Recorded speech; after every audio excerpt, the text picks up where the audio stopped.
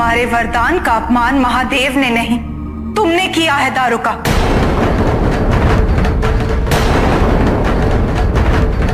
उसे शोषण का साधन बना के आज यहां जो भी हो रहा है वो परिणाम है तुम्हारे स्वार्थ का, तुम्हारी महत्वाकांक्षा का। तुमने न केवल मनुष्यों को कष्ट पहुंचाया है, अपितु असुरों की इस अवस्था का कारण भी तुम ही हो। जगत कल्याण के आवरण में तुमने इस संसार में अपना वर्चस्व स्थापित करने की मंशा हमसे छुपाई, और तुमने इस प्रकरण में महादेव का, हमारे स्वामी का अपमान करने का दुस्साहस किया है दारुका। मां, कदाचित मुझसे बहुत बड़ी भूल हो गई।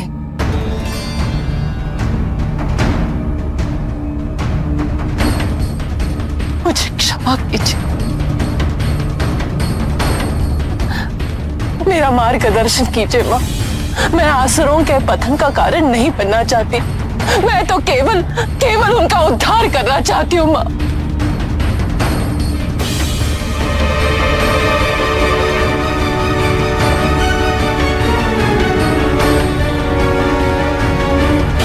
यदि तुम्हें क्षमा मांगनी ही है तो महादेव से मांगो। तुमने उनका अपमान किया है और अब वही तुम्हारा मार्गदर्शन करेंगे।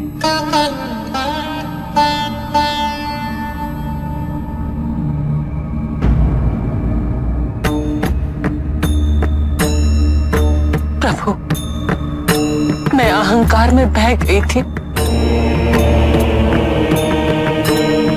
मुझे अपने मूर्खता का आभास ही न हुआ।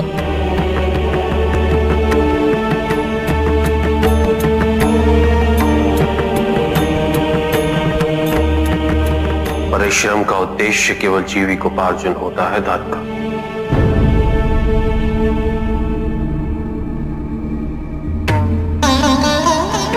और उसे उसी तक सीमित रहना चाहिए।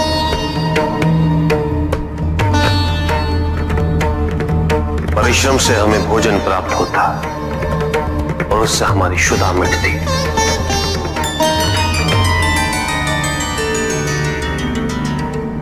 किंतु हमारे जीवन का उद्देश्य केवल अपने पेट की क्षुधा को मिटाना नहीं होता। हमारे जीवन का उद्देश्य है इस जन्म ईश्वर के और समीप आना।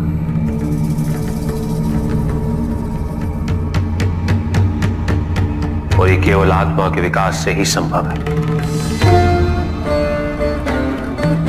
और आत्मा का विकास केवल चिंतन, मनन, संगीत और सत्संग से ही संभव होता है।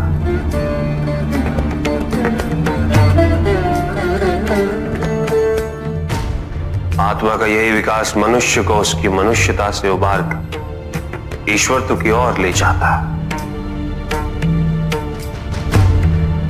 इसलिए केवल यह सोचना कि जो परिश्रम नहीं कर रहे वो आलसी, ये उचित नहीं।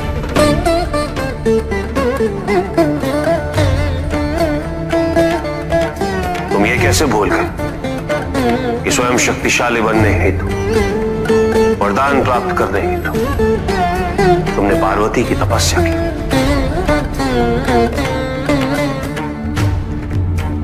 क्या तुम अपनी तपस्या को आलस्य का उदाहरण मानोगी?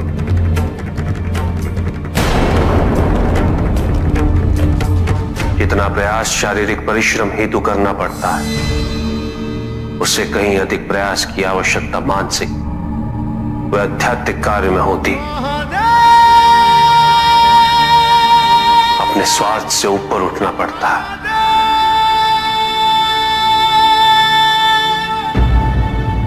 अपने आराध्य में ध्यान केंद्रित करना पड़ता है। समर्पण सरल नहीं है दारुका।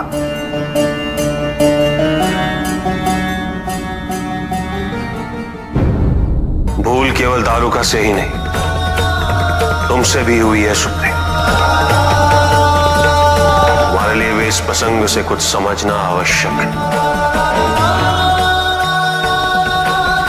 जीवन के महत्वपूर्ण 4 स्तंभ हैं: धर्म, अर्थ, काम और मोक्ष। चारों की महत्ता एक समान होती है।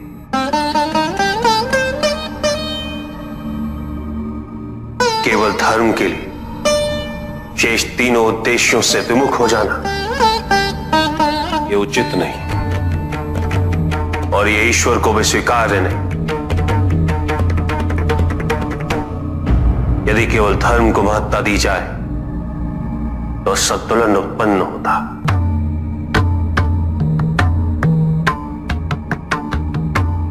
परिणाम स्वरूप जीवन में जब भी इस प्रकार का कोई संकट उत्पन्न होता है तो मनुष्य संपूर्ण रूप से स्वयं को ईश्वर के प्रति आश्रित कर देता है। वो स्वयं कोई प्रयास नहीं करता। वो इस भ्रम में जीने लगता है कि ईश्वर आएंगे और उसकी सहायता करेंगे।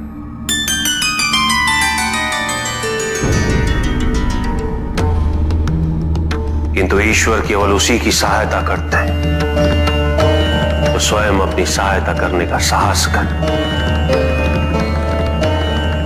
जो अपनी परिस्थिति को परिवर्तित करने का प्रयास करे।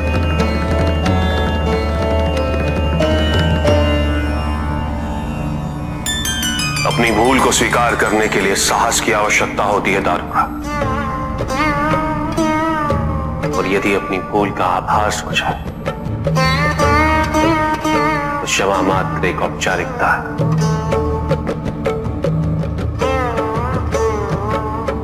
निडर और निसंकोच होकर पार्वती से क्षमा मांगो।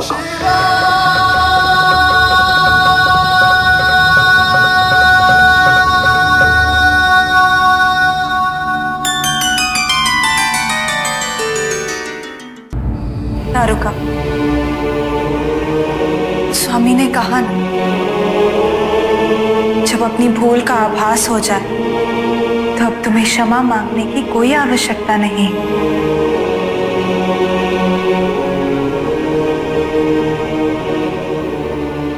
ये क्षेत्र पार्वती के वरदान से बसा, इसलिए मैं यहां ज्योतिर्लिंग रूप में वास करूंगा, नागेश्वर बनके।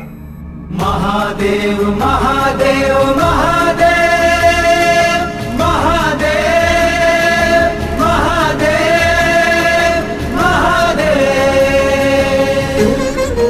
और दर्शन प्राप्त करने के पश्चात भटके हुए मनुष्यों को सही दिशा प्रदान कर सकूं।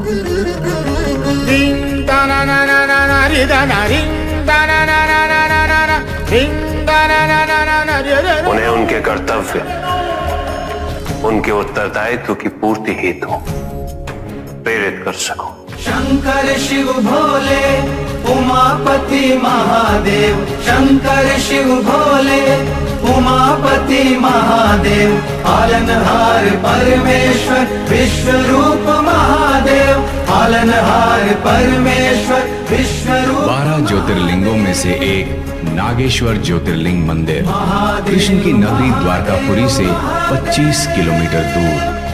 यहाँ महादेव को नागेश्वर और माता पार्वती को नागेश्वरी के रूप में पूजा जाता है। माना जाता है कि इस ज्योतिर्लिंग की पूजा व रुद्र अभिषेक स्वयं भगवान श्री कृष्ण किया करते थे। द्वारका शिला से बने इस शिवलिंग में चक्र पाए जाते हैं, इसलिए देखने में ये शिवलिंग त्रिमुखी रुद्राक्ष के समान प्रतीत होता है। सच्ची श्रद्धा से इस शिवलिंग के दर्शन पाकर मन का विष समाप्त हो जाता है।